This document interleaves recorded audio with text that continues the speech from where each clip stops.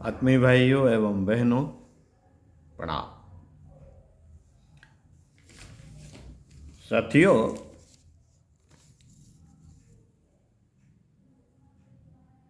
जिसे तुम अच्छा मानते हो, यदि तुम उसे अपने आचरण में नहीं लाते तो यह तुम्हारी कायरता है। हो सकता है कि भय तुम्हें ऐसा नहीं करने देता हो, लेकिन इससे तुम्हारा ना तो चरित्र ऊंचा उठेगा और न तुम्हें गौरव मिलेगा। मन में उठने वाले अच्छे विचारों को दबाकर तुम बार बार जो आत्महत्या कर रहे हो, आखिर उससे तुमने किस लाभ का अंदाजा लगाया है? प्रश्न है पंडित श्री राम शर्मा आचार्य जी द्वारा। विचार करते हैं, स्वाध्याय करते हैं, सत्संग करते हैं और इसका वैज्ञानिक उपरोक्त आध्यात्मिक बातों का वैज्ञानिक विवेचन करते हैं। चमत्कारी विशेषताओं से भरा मानवीय मस्तिष्क। वाङ्मय 18, लेखक पंडित श्री राम शर्मा आचार्य।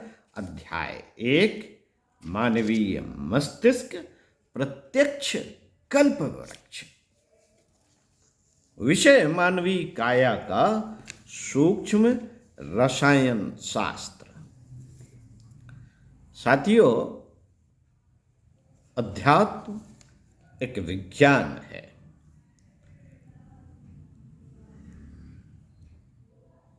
मानवीय काया की रसायन प्रणाली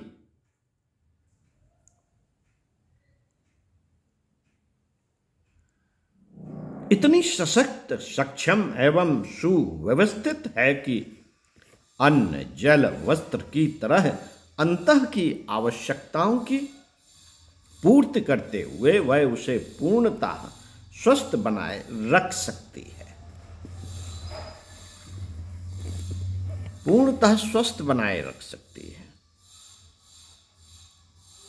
यदि रसायनों का संतुलन एवं सक्रियता बनी रहे तो शरीर सामान्य रोगों, कष्टों तथा विपत्तियों का सामना करते हुए अपनी अस्तित्व की रक्षा करता रह सकता है। अंतःस्त्रावी ग्रंथियों से स्रवित होने वाले हार्मोन रसायन स्वल्प मात्रा में होते हुए भी मनुष्य के शारीरिक एवं मानसिक विकास में अपनी महत्वपूर्ण भूमिका निभाते हैं। इनकी थोड़ी सी भी घट बढ़ मानसिक चेतना को प्रभावित करती एवं तदनुरूप सोचने और करने के लिए बाध्य करती है।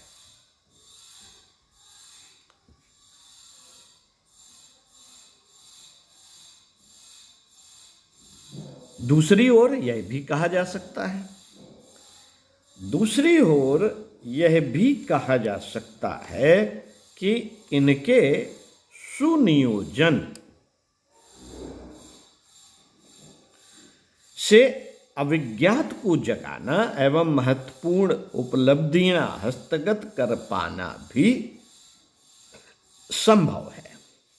साथियों, चिकित्सा विज्ञान कि नवीनतम शोधों के आधार पर वैज्ञानिकों ने यह निष्कर्ष निकाला है कि अंतःस्रावी ग्रंथियों का बहुत कुछ संबंध मनुष्य की मनोवृत्तियों से है। निराशा और अहंकार जैसे मनोविकारों में प्रायः इनमें हार्मोन रसायनों का विकास होता है। नम्र स्वभाव के व्यक्तियों में एड्रेनालिन की तथा आतंकवादी एवं उत्पीड़न में रस लेने वालों में नॉरएड्रेनालिन की न्यूनता स्पष्ट रूप से देखी जाती है। आज विश्व के मूर्धन्य वैज्ञानिकों का ध्यान अंतःस्रावी ग्रंथियों, एंड्रोक्राइन सिस्टम तथा उनसे निस्तृत होने वाले हार्मोन रसायनों की ओर विशेष रूप से केंद्रित है। इन ग्रंथियों का नियंत्रण करता मस्तिष्क में अवस्थित पिट्यूटरी ग्लैंड को ही समझा जाता है। दूसरे शब्दों में इसे मास्टर ग्लैंड या अंतःस्रावी ग्रंथियों का कंडक्टर भी कहा जाता है। स्त्री पुरुषों में प्रजनन क्षमता का मूल कारण पिट्यूटरी ही है। पुरुषों में एंड्रोजीन तथा महिलाओं में आस्ट्रोजीन हार्मोन के विद्यमान रहने से विभिन्न प्रकार की शारीरिक विविधताएं स्पष्ट दृष्टिगोचर होती हैं। सुप्रसिद्ध चिकित्सा शास्त्री डॉक्टर एन सैले ने अपनी शोधों द्वारा यह पता लगाया है कि शरीर के स्वास्थ्य संरक्षण का दायित्व पिट्यूटरी ग्रंथि ही मुख्य रूप से संभालती है। यह ग्रंथि खासतौर से उस समय ज्यादा कमजोर हो जाती है जब व्यक्ति के भीतर भावनात्मक द्वंद्व, मानसिक उथल पुथल मची हुई हो। मित्रों, ऐसी दशा में पेशियों की ऐंठन से लेकर त्वचा विकार, हृदय रोग, पाचन विकार, रक्तचाप से लेकर हमेशा बना रहने वाला सिरदर्द तक पैदा हो सकता है। यह तो सभी जानते हैं कि शरीर के सभी अंग प्रत्यंगों का संचालन मस्तिष्क द्वारा भेजे गए निर्देशों से ही होता है। भावनाओं के कारण मस्तिष्क पर अवांछनीय दबाव बना रहेगा तो यह निश्चित ही है कि उसकी प्रतिक्रिया शरीर पर भी हो। अधिकांश रोगों के मूल में प्रत्यक्ष और अप्रत्यक्ष रूप से भावनात्मक संक्षोभ ही पाया गया है। भले ही वह कोई दुराव छुपाव का भाव हो अथवा आक्रोश क्रोध का भाव। इसलिए हमें कहना चाहिए हमेशा सर्वे भवन्तु सुखिनः, सर्वे सन्तु निरामया, सर्वे भद्राणि पश्यन्तु मा कश्चित् दुःखमाप्नुयात्। ऐसे ही नहीं ये सूत्र और मंत्र कहे गए हैं, सभी का भला हो। ये भावनाएं हमारी अच्छी होती हैं। इससे एक किसी भी व्यक्ति के प्रति यदि गलत भावनाएं हैं तो वो बदलती हैं। यही है अध्यात्म का मूल। पिछले दिनों यौन संवेदनाओं को मनःशास्त्रियों ने मनुष्य की प्रेरक शक्ति माना था और कहा था कि मनुष्य के व्यक्तित्व का उत्थान पतन इसी केंद्र से होता है। शूर, साहसी, कायर, निराश, प्रसन्न, दुखी, आदर्शवादी, ईश्वर भक्त, अपराधी, अविकसित स्तर का निर्माण इसी केंद्र से होता है। पर अब नया सिद्धांत कायम हुआ है कि हार्मोन ही यौन संवेदनाओं के लिए उत्तरदायी है। चिकित्सा शास्त्रियों के अनुसार नपुंसकता नर की हो या नारी की प्रधानतया पिट्यूटरी ग्रंथि की खराबी के कारण ही होती है। जननेंद्रिय की स्थानीय कमी वासना अथवा प्रजनन को अधिक प्रभावित नहीं करती। संतान के प्रति माता का प्यार क्यों कम या ज्यादा पाया जाता है? इसका स्रोत भी पीयूष ग्रंथि पिट्यूटरी ग्लैंड से स्रावित होने वाले हार्मोन्स में पाया जाता है। आप किसी को दोष नहीं दे सकते, ये तो हार्मोन्स का प्रभाव है। साथियों, लिंग परिवर्तन की घटनाओं में हार्मोनों की ही प्रधान भूमिका होती है। इसमें नारी नर के रूप में या नर नारी के रूप में परिवर्तित हो जाते हैं। इस तरह की घटनाएं जब तब घटित भी होती रहती हैं जिनमें मनुष्य विपरीत लिंग में परिवर्तित किए जाते हैं। इनमें शारीरिक या मानसिक कारण नहीं वरन हार्मोन रसायनों का सूक्ष्म प्रभाव ही इस प्रकार की पृष्ठभूमि विनिर्मित करता है।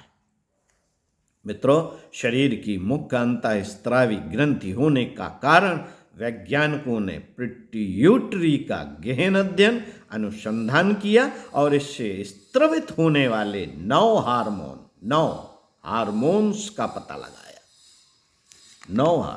9 ग्रह 20 से रिलेटेड हो सकते हैं। 9 हार्मोनों का पता लगाया है, साथ ही इनके व्यापक एवं अत्यंत जटिल कार्यों का विश्लेषण किया है। विशेषज्ञों ने इसके अत्यंत महत्वपूर्ण और प्रभावी कार्यों के कुछ ऐतिहासिक व आधुनिक उदाहरण भी प्रस्तुत किए। उनका कहना है कि नेपोलियन के जीवन में जो महत्वपूर्ण परिवर्तन आया, उसके लिए उसकी पिट्यूटरी ग्रंथ की बढ़ती निष्क्रियता ही बहुत कुछ जिम्मेदार थी। शरीर शास्त्रियों का यह भी कहना है कि इसके 2 प्रमुख भागों में से जिस व्यक्ति में एंटीरियर पिट्यूटरी की प्रधानता होती है, वह पुरुषोचित गुणों से युक्त होता है। इसके अतिरिक्त उसमें आत्म नियंत्रण व आत्मानुशासन की विलक्षण क्षमता भी होती है। वह प्रभावशाली, प्रबल पुरुषार्थी, दृढ़ निश्चयी एवं नेतृत्व प्रदान करने वाले उदात्त गुणों से संपन्न होता है। इसका ज्वलंत उदाहरण अब्राहम लिंकन है। किंतु ऐसा होता तभी देखा गया है जब पीयूष ग्रंथ के अग्रभाग की अल्फा कोशिकाएं बढ़ जाती हैं। अल्फा कोशिकाएं। दूसरे मामलों में जब एंटीरियर पिट्यूटरी की बेसोफिलिक कोशिकाओं का स्त्राव बढ़ जाता है, तब व्यक्ति में अपेक्षाकृत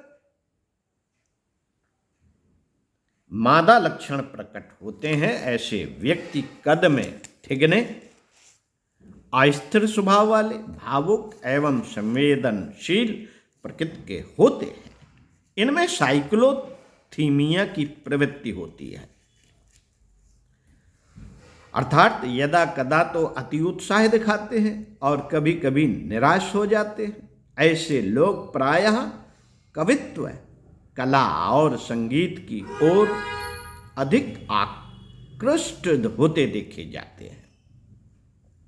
सुप्रसिद्ध वैज्ञानिक लेखक बेंजामिन वॉकर के अनुसार यह व्यक्तित्व फ्रेडरिक चोपिन में दिखाई देता था। फ्रेडरिक चोपिन में दिखाई देता था यह व्यक्तित्व, जिसका वर्णन उन्होंने अपनी अनुपम कृति एनसाइक्लोपीडिया ऑफ एसोटेरिक मैन में किया है। गले में अवस्थित थायराइड ग्रंथ मनुष्य की शारीरिक गतिविधियों पर विशेष प्रभाव डालती है। इससे निस्तृत हार्मोन थायरॉक्सिन में उपस्थित आयोडीन तत्व की तनिक सी कमी होने पर व्यक्ति को ग्वाइटर जैसी व्याधि से ग्रस्त होना पड़ता है। थायरॉक्सिन के अभाव में हृदय एवं चयापचय की गति मंद पड़ने लगती है। शारीरिक मानसिक दुर्बलताएं घेर लेती हैं। वे सभी प्रतिक्रियाएं पीयूष ग्रंथ के अग्रभाग से निकलने वाले हार्मोन्स द्वारा नियंत्रित होती हैं। साथियों, इसके पार्श्व भाग से स्रावित होने वाले ऑक्सीटोसिन हार्मोन का निर्माण नवप्रसूता माताओं में होता है, जिसके परिणाम स्वरूप वक्ष स्थल से दूध का स्रोत उमगता है। हार्वर्ड यूनिवर्सिटी के मूर्धन्य जैव रासायनिक डॉक्टर अल्तशुले ने अपने अनुसंधान निष्कर्ष में कहा है कि मानवीय आनंद का यदि कोई जैव रासायनिक आधार है तो वह पीनियल ग्रंथि ही है। यहीं पर वे समस्त जैव रसायन बनते हैं जो अंततः आनंद की अनुभूति कराते हैं। साथियों, 14 मार्च 1829 को इंग्लैंड में एक ऐसे अद्भुत बालक का जन्म हुआ जो 4 वर्ष की आयु में ही युवकों जैसा प्रतीत होने लगा। कद की दृष्टि से भले ही छोटा रहा हो, पर उसकी कार्य क्षमता ठीक नव युवकों जैसी थी। इस बच्चे का नाम था चार्ल्स वर्थ। 7 वर्ष की आयु में ही बाल किशोर, युवा और बुढ़ापे की अवस्थाओं को पार करके 7 वर्ष की आयु में बुढ़ापे की अवस्थाओं को पार करके वह दुनिया से चल बसा। इसी तरह विगत वर्ष सूडान की एक 9 वर्षीय लड़की मां बनी। उसका पति 10 वर्ष का है। सुप्रसिद्ध चिकित्सक गिलेनी ने एक ऐसे 7 वर्ष के लड़के का वर्णन किया जो यौन दृष्टि से पूर्ण विकसित हो गया था। हिप्पोक्रेट्स ने इस तरह की विपरीत वर्गीय कुछ घटनाएं देखी थी और उनका कारण समझने का प्रयास किया था। महिलाओं में हार्मोन स्त्रावों की उत्कृष्टता और बहुलता पाई गई, जिसके कारण वे मासिक रक्त स्त्राव एवं प्रजनन क्षति की पूर्ति भी कर लेती हैं और व्यस्त श्रम करते हुए भी मर्दों की अपेक्षा अधिक समय तक जीती हैं। चीन के जनगणना सर्वेक्षण के अनुसार यांगत्से नदी के तटवर्ती डुमई क्षेत्र में 85 व्यक्ति शतायु हैं, यानी कि 100 वर्ष के हैं। इनमें से 69 महिलाएं और 17 पुरुष हैं। इनमें से 78 छोटे देहाती क्षेत्रों में रहते हैं। घनी आबादी में रहने वाले मात्र 8 हैं। प्रांत भर में सबसे अधिक उम्र वाली महिलाएं 116 वर्ष की हैं। गांव में भी नहीं, अपने खेत पर बनी झोपड़ी में रही है।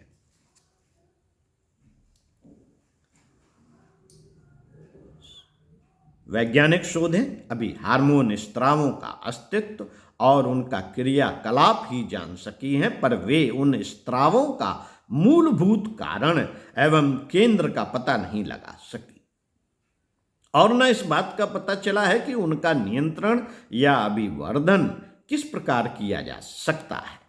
मात्र गले की थायराइड पर ही शल्य क्रिया किसी सीमा तक सफल हुई। पशुओं के हार्मोन निकालकर उन्हें मनुष्यों के शरीर में पहुंचाने के प्रयत्न भी सफल नहीं हो सके, क्योंकि उन्हें विजातीय द्रव्य मानकर शरीर ने स्वीकार नहीं किया और उन्हें बाहर निकाल फेंका। मित्रों, अब यह सोचा जा रहा है कि यह अविज्ञात किंतु महत्वपूर्ण रसायन संभवतः मनुष्य की मानसिक चेतना में उत्पन्न होता है और उसे घटाने बढ़ाने में ध्यान, योग जैसी कोई आध्यात्मिक साधना ही सफल हो सकती है।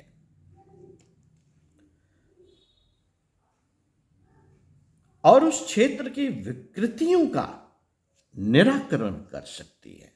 साथियों, ध्यान शरीर के मनोविज्ञान का एक ऐसा हथियार है जो तमाम सारी बीमारियों को नियंत्रित करता है, आपके स्वभाव को नियंत्रित करता है, आपके क्रोध को नियंत्रित करता है। हमें अध्यात्म को मानना ही होगा और उसमें उसको दैनिक दिनचर्या में शामिल करना ही होगा। आगे पढ़कर बताएंगे इसी क्रम में। रसायन बदलेंगे, अब मनुष्य का स्वभाव। रसायन बदलेंगे,